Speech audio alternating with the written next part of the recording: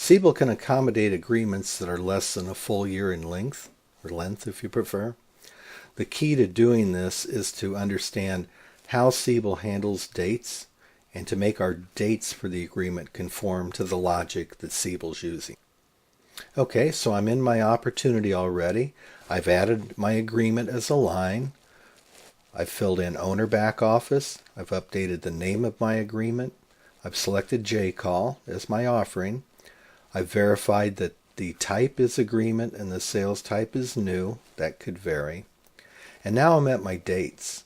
What I have to do here is to make sure that my dates that I'm going to use span a period of time that is an even number of months.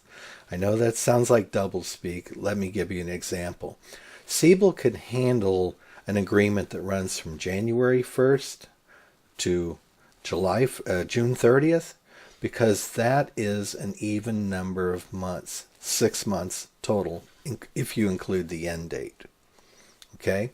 What Siebel can't handle, say I want an agreement that runs from January 1st to July 15th, it can't do that because that would be 6 months and 15 days, and it can't handle that odd number of days in the middle there.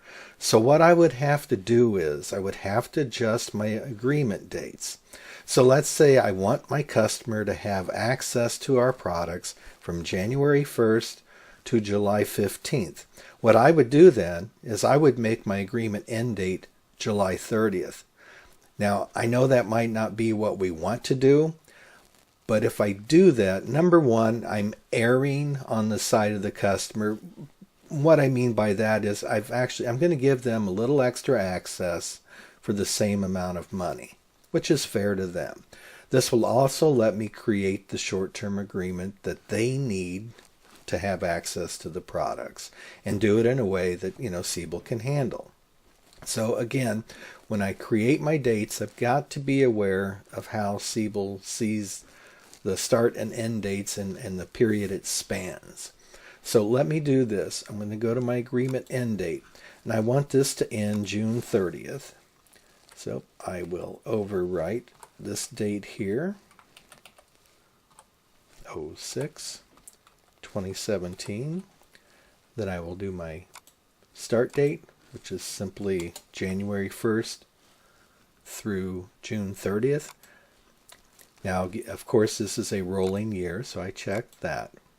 So there I've got an even 6 months. Now, what I need to do is go to the next period duration. This is something you probably never touch, but we'll need to in this case.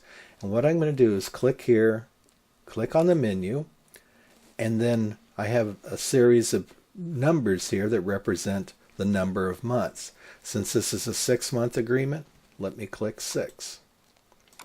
Okay, so I've got a 6-month start and end date. I've told it the next period duration, which you'll see reflected in the main body of the agreement in a moment. And now I'm ready to create the agreement. So I just click my agreement name.